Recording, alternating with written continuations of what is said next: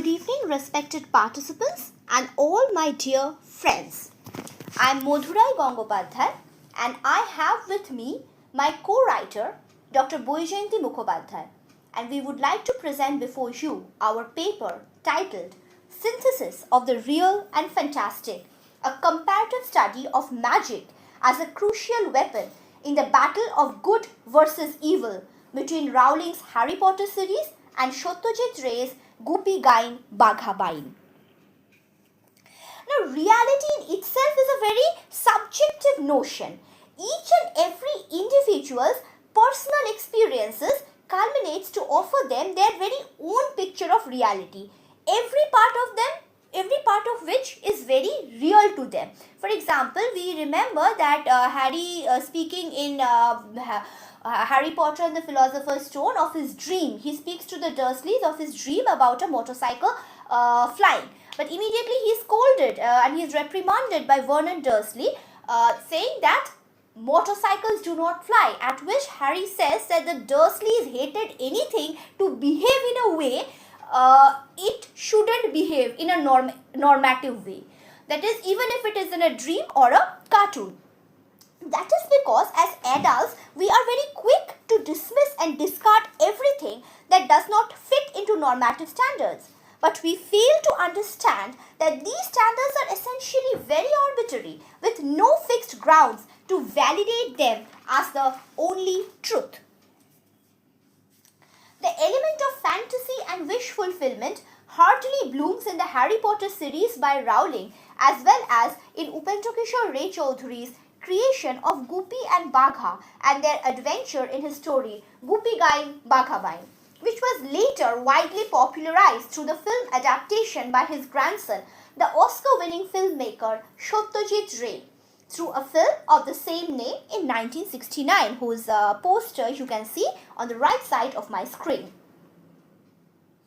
Magic fiction characteristically narrates the entry of the protagonist into an alternative world of performances full of spectacles, where his or her heroics is tested according to a different set of values and ethos.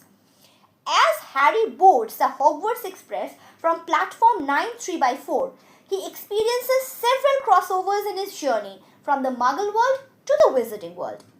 Harry struggles with the implications of the interplay between the magical and the material, because in this world, contrary to the world he had so long been inhabiting, the primary performance expected of him is a performance of magic.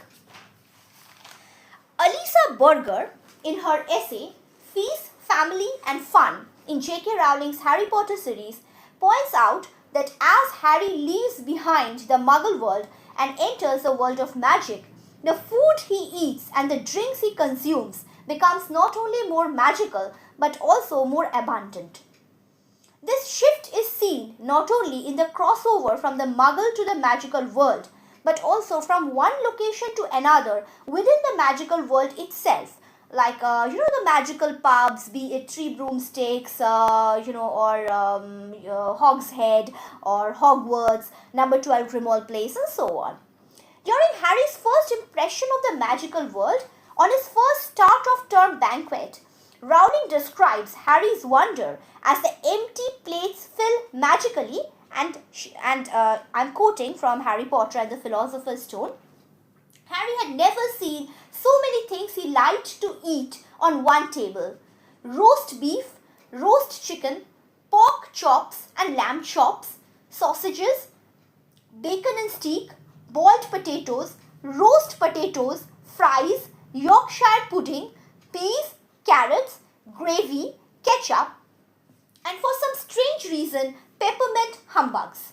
Harry piled his plate with a bit of everything except the peppermints and began to eat. It was all delicious. In a similar way, in Ray's immortal creation, the baptism of Gupi Gayen and Bagha Bayen, as you can see on the screen, it's a still from the famous film. It's a very famous still from the famous film rather. On the left is Gupi, the singer, and on the right is Bagha, the drummer. Now, the baptism of these two into the world of magic is marked by an abundance of tasty food served in exquisite plates. The film traces the adventures of Gupi, a singer, and Bagha, a drummer, both of whom are short on talent, as they navigate their lives in a world that blurs the line separating the mundane from the supernatural. At the initial stage, both Gupi and Bagha are shown to be passionately drawn towards music, but the fact remains that they are not really talented singers or not really a talented singer or a talented drummer. Now, Gupi, the very name is synonymous to the endearingly goofy, the word goofy. He is someone who is taken advantage of because he becomes the victim of a practical joke by the village elders, who convince him to sing for the king, knowing full well that being a terrible singer, this is sure to invite the king's wrath. Indian classical music has 7 notes: sa, re, ga, ma, pa, tha, ni. When Gupi goes and sings before the king, and as usual, being a terrible singer, he sings horribly. So in the guise of asking Gupi to identify the 3rd note and the 6th note, the 3rd note is ga and the 6th is tha, the king humiliates him and calls him a ga plus dha, gadha. Now the word gadha is the Bengali word for a donkey, and gets Gupi ceremoniously exiled on a donkey. It is during this exile that he meets Bagha, the drummer, whose fate had been similar to his own. But the very music that had caused human beings to exile them enables them to please a troop of ghosts. On the screen we can see Ray's own sketch of the dance. This is done by Satyajit Ray himself. This is a sketch of the dance of ghosts, and the dance of ghosts is a very important and a world famous dance scene of Gupi Gayen Bagha Bayen. Now on the screen now we see the king of ghosts, who, being extremely pleased with Gupi and Bagha's music, rewards them with 3 magical boons. Now, Gupi and Bagha do not have to ponder much before asking for the things that they needed the most, because they did not really come from even middle class families. They came from extremely poverty stricken families, both of them. The first boon that they ask is, if only we could stop worrying about food and clothing. To which the king of ghosts grants them the boon that henceforth, by clapping their hands, they will be able to summon any food or clothing they desire at any point of time. The second boon that they ask for is, we want to travel all over the world. In response to which, the king of ghosts gives them a pair of magical slippers, which they needed to put on and clap together, and the destination spoken, they would immediately be transported to that spot. We can almost say it's a kind, in the Harry Potter terminology, they are given the power of apparating. They are able to apparate. Only difference is that here they would have to use the magical slippers. And the third boon is, that they had asked for is, if we could please people with our music. To which they are granted the boon that, as long as they perform, that is, as long as Gupi sang and Bagha played his drum, the listeners would be hypnotized with their music and no one would be able to move till the performance was over. Now it is interesting to note that the 3 boons were granted to Gupi and Bagha in a different order in Upendra Kishore Rai Chaudhury's original story. As I mentioned earlier, Upendra Kishore Rai Chaudhury, whom you see on the left of the screen, the paternal grandfather of Satyajit Ray, was the founder editor of Sandesh, a delightful and popular children's magazine, a successful entrepreneur, and one of the pioneers of Bengali children's literature, and a very famous painter as well as a very good astronomer. In his story, in Upendra Kishore's story, the first boon granted was the boon of being able to perform in such a manner that no one would be able to move till the end of the performance. However, Ray changed the order of the boons in his film of the same name. In his creation, the first boon that is granted is the boon of unlimited food. Now, knowing Ray, this was not a merely whimsical change. When the film appeared in the 1960s, The Green Revolution was taking place in India under the leadership of the then Prime Minister Mrs. Indira Gandhi, and the country, after numerous famines, was becoming self-sufficient in food. The duo, too, like Harry, enter the world of magic through a sumptuous meal. Immediately on receiving the boons, the two start celebrating. But it is imperative that food is the primary need that comes from the two exiled simpletons. Now, they had got 3 boons, but they could have tested any of the 3, but the first boon that they decide to test is the boon of unlimited food. I am using the subtitles, I am quoting, and these are the subtitles which are used in the film by Ray himself.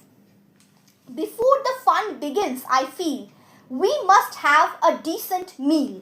Wish for meat and rice, wish for all that's nice. Sweets and other treats, let's try the trick, quick. Much to the astonishment of the simpletons, food appears out of thin air in an extravagant set of plates and bowls. I would like to play the scene before you. Ayre तो अभी खावा जब मुन्ना मीठा चावा जब गुरमा का लिए बोलाओ जल्दी लाओ जल्दी लाओ गुरमा का लिए बोलाओ जल्दी लाओ जल्दी लाओ जल्दी लाओ जल्दी लाओ जल्दी लाओ जल्दी लाओ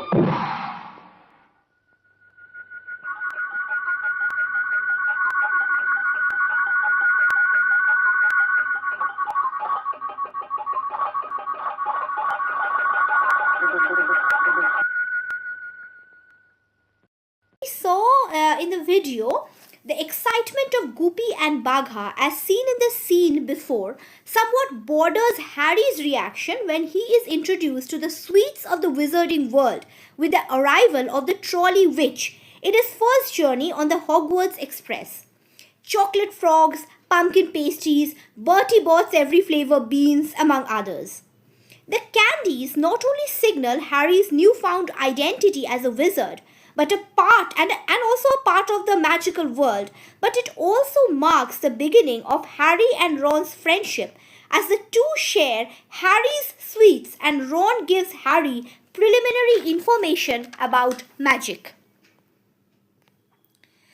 While Hogwarts is Harry's introduction to the wizarding world, and in many ways where he feels most at home, it is with the Weasleys that he becomes really a part of a wizarding family. And more so it is with Molly Weasley's cooking, as we find her frying sausages and slicing bread by hand, while getting dishes to wash themselves with a flick of her wand, or pouring a sauce with her from the tip of her wand. The Weasley family's shared meals, both for everyday and shared occasions, as well as Molly Weasley baking cakes for Harry's 17th birthday, sending them sweets for not only Harry but also Hermione, sweets for Christmas as well as Easter. In this way, food comes to signify the central importance of family and its members' care and love for one another. While the Hogwarts students in Honeydukes become literally kids in a candy store with the freedom to buy all the cake they can afford, the Three Broomsticks is a favorite gathering place for students on their trips to Hogsmeade, and is where Harry gets his first taste of butterbeer. In Ray's saga of magic, we find that food, or the lack thereof, highlights the stark difference between the two fictional kingdoms, Shundi and Holla. Gupi and Bagha, blessed with the 3 boons given by the King of Ghosts, set out to compete for the position of court musicians in the kingdom of Shundi. They emerged victorious because they had the gift of the King of Ghosts, that no one would be able to move while they sang. They would be absolutely hypnotized by the music. And soon they become a favorite of the king, who shares with them the news of the danger that had befallen on the kingdom. The king of the neighboring kingdom, Holla, who is also the king's twin brother, had asked him to surrender within 3 days or face a war. Now the question arises, why should a twin brother of who is also the king of the neighboring kingdom, do such a thing to his other twin? The reason is that the king of Holla is placed under a powerful black magic, and strong drugs were being administered to him by a cunning magician. We can almost say in Harry Potter terminology that he was being controlled by an imperious curse. And the magical services of this cunning and greedy magician was being employed by the king's evil minister, who, apart from oppressing and looting the people of Holla, also prepared to invade Shundi. As Gupi and Bagha enter Holla in disguise, they are struck by the condition of the soldiers preparing for war. Even as they train for battle, they are tired, shriveled, and visibly starved, unlike those in power who are well fed and strong. Now in the screen, you can see the still from the movie where the evil minister is seen devouring meat in front of his employee, who brings him information on Shundi. On catching the frail man staring at him eat and learning that he hasn't eaten in days, the minister just mocks him, saying, "Why do you people always talk of eating?" Finally, the war is stopped by Gupi and Bagha by making use of their magical boon and causing food, or more specifically sweets, puli pithe, mihidana, jibhe goja. These are very popular and extremely tasty sweets of Bengal. They are caused to come down from the heavens. In fact, again, if we quote the subtitles, fall from the heaven, by the potful, luscious sweets, fall from the heaven, come. As the starved and exploited soldiers of Holla and even the evil minister run towards the sweets to satiate their hunger for the soldiers, as far as the soldiers are concerned, and for the evil minister and his minions, it is greed. An unlikely diversion is presented, which enables the two musicians, Gupi and Bagha, to restore peace between the kingdoms Holla and Shundi and lead to the downfall of the villains. Ray, ever the visionary, planted food and hunger firmly in his story of magic, thereby making it an immortal saga of the significance of nourishment in people's lives in battling the evil demon of hunger and war. Many years later, Rowling too follows suit. That is, she also uses the magic of food sufficiently in the Harry Potter novels. And it also becomes nourishment, not only physical but also mental nourishment becomes a weapon in defeating evil. And this remains contextual. That is why both Ray and Rowling remain contextual even today, as several parts of the world are still recovering from wars and battling malnutrition. Early in Belasco, in his book, in his essay, Food, the Key Concepts, argues that any critical consideration of food must begin with the most fundamental and fun aspects of food, the way it serves to express personal and group identities and to cement social bonds. In Rowling's Harry Potter series, as well as in Ray's masterpiece, food serves all of these purposes. The sweets from the Hogwarts Express help cement Harry and Ron's friendship. Dining in the Great Hall underscores the importance of both house and school identities. That is, even if a person is a Gryffindor or a Hufflepuff or a Slytherin, they are all students of Hogwarts. Food raining down from the sky magically enable two kingdoms about to go to war make peace with each other, thereby preventing loss of men and loss of money. Both texts abound in shared meals, like we see not only Harry, Ron and Hermione, but often the entire Weasley, the extended Weasley family, as well as members of the Order of Phoenix, they all eat together, and Gupi and Bagha are almost always seen to be eating together, thus highlighting the love and affection between family and friends, whereas the giving and receiving of food, and more specifically sweets, signal inclusion and acceptance. Whereas sometimes sweet is just a sweet, at other times it is integral to taking on evil because it represents nourishment. and thereby it has the capacity of resisting tyranny and bringing down Voldemort or a similar evil minister of Holla, and is equally greedy and evil minion, the magician Burfi. Knowing Ray, it is perhaps no coincidence that the name of the evil magician whom you see on the left of the screen is Burfi. Now, Burfi is again the name of a popular Indian sweet. You can see the sweet on the right of the screen. So with that, I come to the end of our presentation. Thank you.